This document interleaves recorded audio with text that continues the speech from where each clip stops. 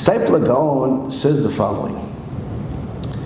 כמו שעל הצדיקים שומרי התורה בשלמות ודבקים בה שורה רוח הקודש ואור התורה, just like the tzaddikim, those that observe the Torah with completion, with dveikut, they can get to a level where the Ruach HaKodesh rests upon them. כמו כן, על פורקי עול תורה שורה רוח HaTumah. On the ones that abandon the Torah way, they have something that's the equivalent of Ruach HaKodesh, but on the other side. It's called Ruach HaTumah. And it's not Yetzirah. There's two Yetziras. There's the Yetzirah that is the natural Yetzirah, that's the bad midot that a person has. He's angry, he's arrogant, he's stingy, all of these different things. That's the natural Yetzirah. But then there's a Yetzirah that comes to him that is called a spiritual Yetzirah. And this Yetzirah is what makes a person makes the big sins. All of a sudden, she's single, she was looking to get married, she wasn't sure if she's not going to get married, she wasn't sure this, she wasn't sure that. She decides to go, you know what, let me have a good time with some non-Jew. Look, how did you go from this to this? Like, what happened? You were on a shidduch, you were waiting, it wasn't the right one, all of a sudden she decides to go, completely left field, and how? He was learning Torah, he did everything good, learned every day, made time to learn in the morning, made time to learn at night, all of a sudden decides to go to a club with his friends, and Hashem HaChem, what happens in that club? How did you go so far? Or you see a guy say, listen, I've been a avrech. A guy is an avrech, 5 years, 10 years, learns everything. You know, the wife says, listen, it's tough for us to survive on $500 a month.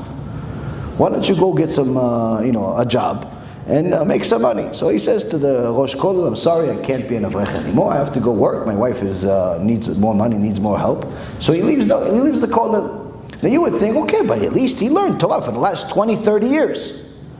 Do you know how many avrechim tell me that their chavuta that left the kollel became worse than a chiloni? Like completely, like he left the kollel, within a short period of time, they abandon everything to the highest extreme at times. Not all the time, but at times they abandon things in such an extreme way. And you're like, what happened to this guy? How could this be? You were just learning Baba Batra. You were learning Masechet Genom. You were learning all these different things. How do you go from this to this? Ruach HaTumah.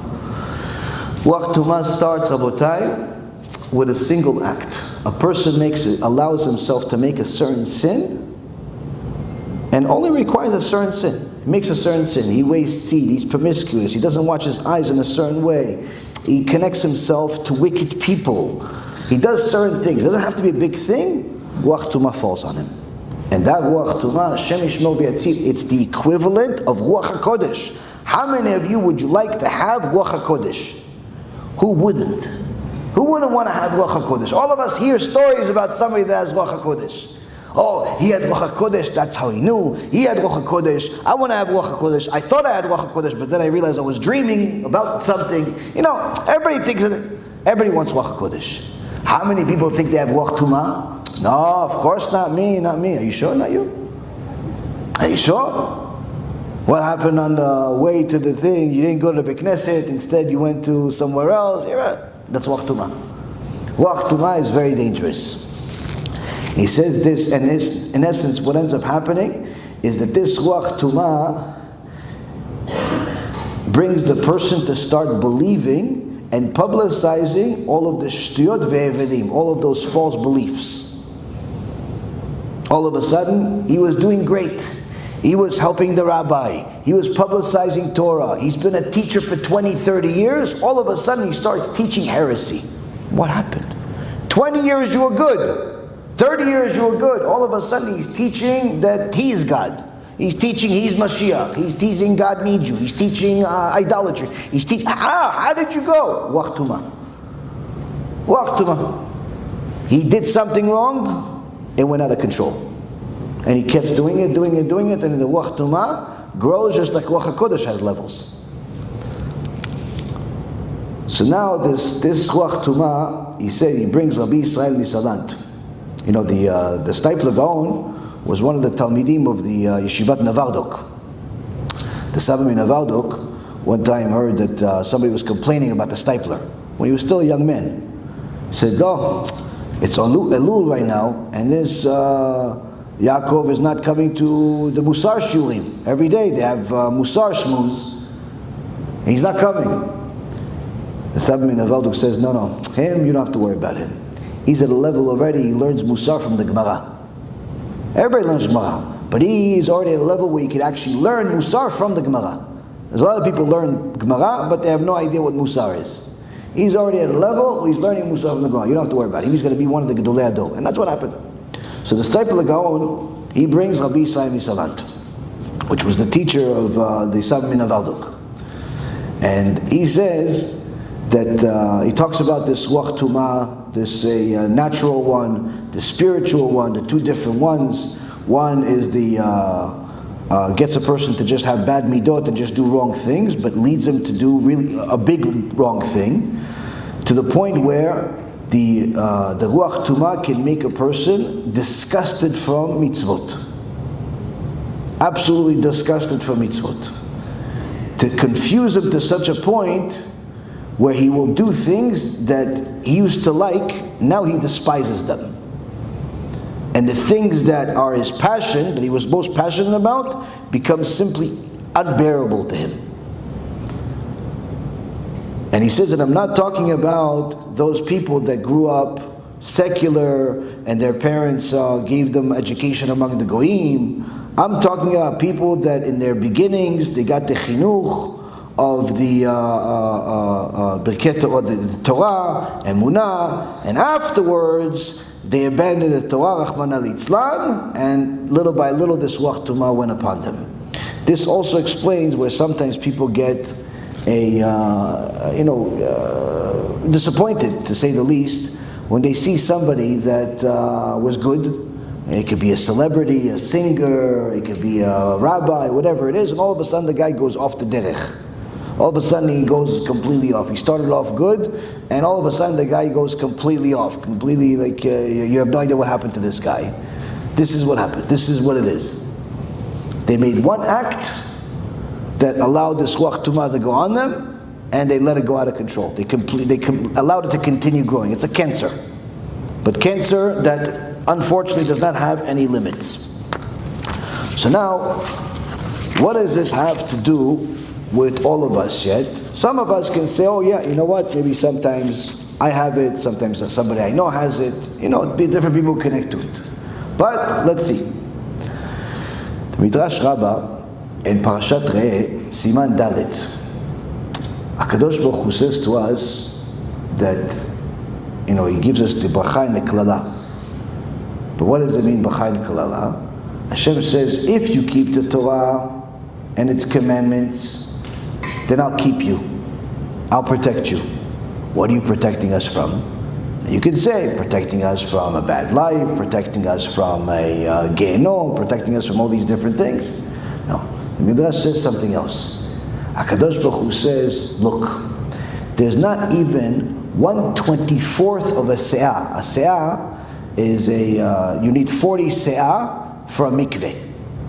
So 1/24, small little area, small little box, there's not even 1/24 of space of a se'ah in the universe that is not full of thousands of mazikin, demons. There's not even one small space in the entire universe that's not full of thousands of mazikin.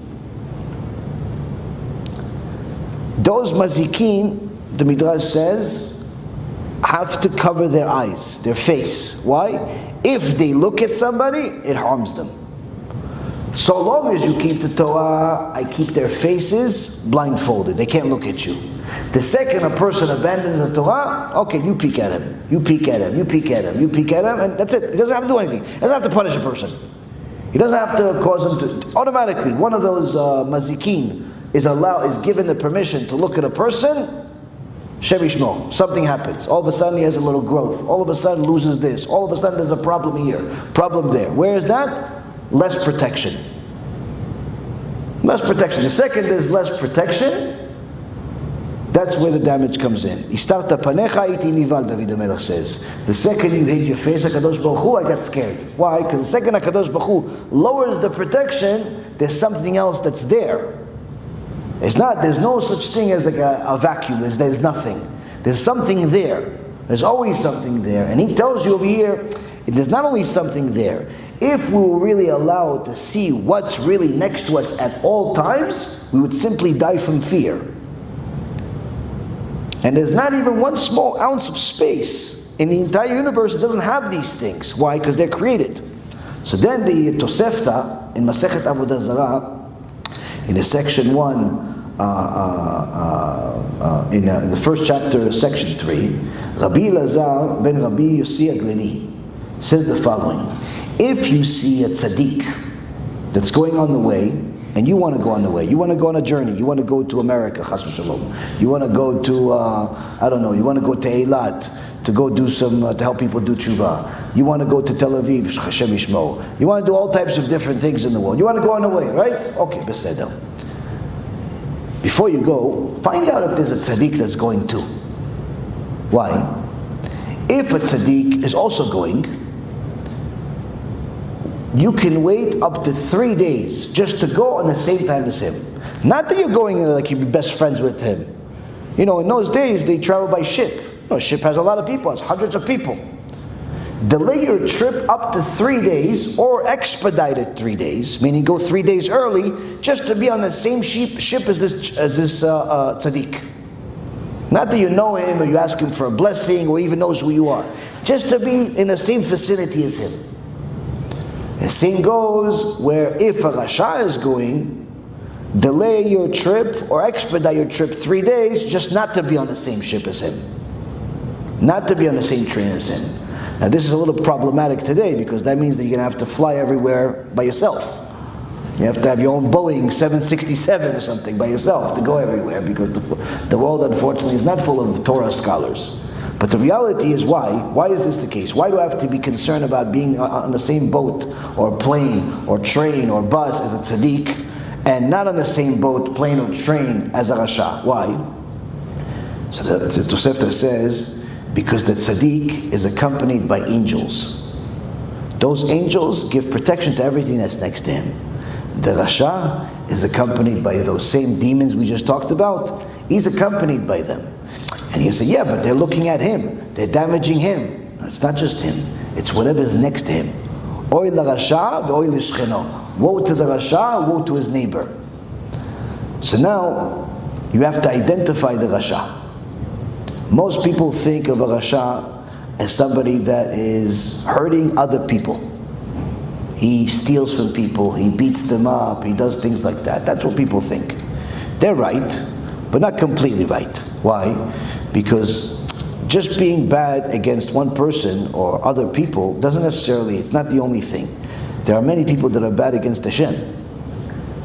I did a shiur in Givat Shaul on Friday, and we're talking to a bunch of Avrechim and Rabbanim and so on Shabbat.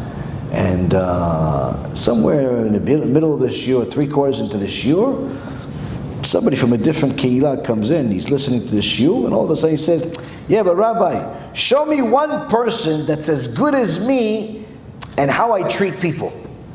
Now what was I talking about? Nothing to do with it. Absolutely nothing to do with anything that he was talking about. I was talking about the Shas, I was talking about Gemara, I was talking about all types of other things. This guy out of nowhere is telling me, show me another person that's good like me to other people. Even nobody knew what to do with this.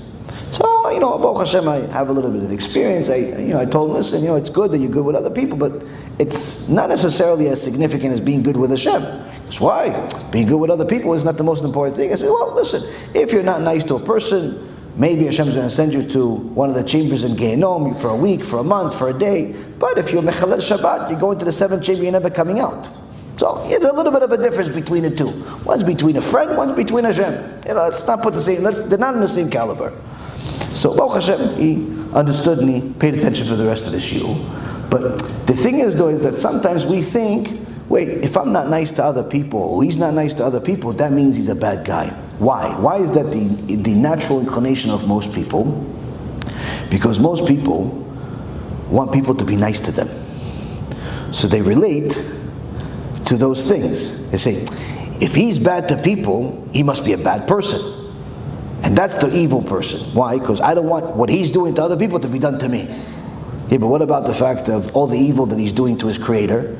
Where he's worshiping an idol, he's violating Shabbat, he's doing all types of things against Hashem. What about that?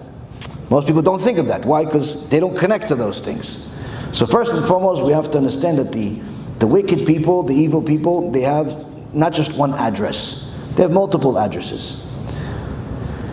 The other thing is that sometimes when we don't know that the evil that a person does against Hashem is as significant as it is, it can make us much more inclined to connect ourselves to those bad people because we don't see them as bad.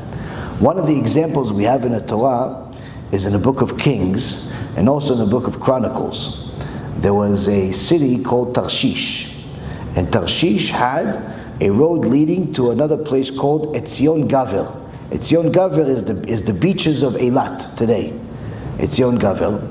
Now in the book of Chronicles 2, chapter 20, verse 35 till 37, it talks about how there was a road between the two, and Yoshaphat, which was a righteous king, he wanted to do some business, to make money. And there was another guy, there was Achaziah. Achaziah was a Rasha Merusha. He was also a king. He was the son of Achav. And he also wanted to do business. So what did Yoshaphat do? Oh, listen, we have some ships. We want to transfer the stuff from Tarshish to Etzion Gaver to do all, make some money. Each ship, let's say, is worth 10, 20, 50 million dollars. Each person could invest in it. What's the big deal? We're not friends. We're not going to have dinner together. We're not even going to see each other. We're not going to have coffee. There's no phone calls. Nothing. Just simple. The ship is worth, let's say, 50 million. I'll put 25. You put 25. That's it. And even the conversations are through messengers. The Torah says, Yoshaphat was a righteous king. Achaziah was a Rasha Merusha. They went into business together on a simple trade.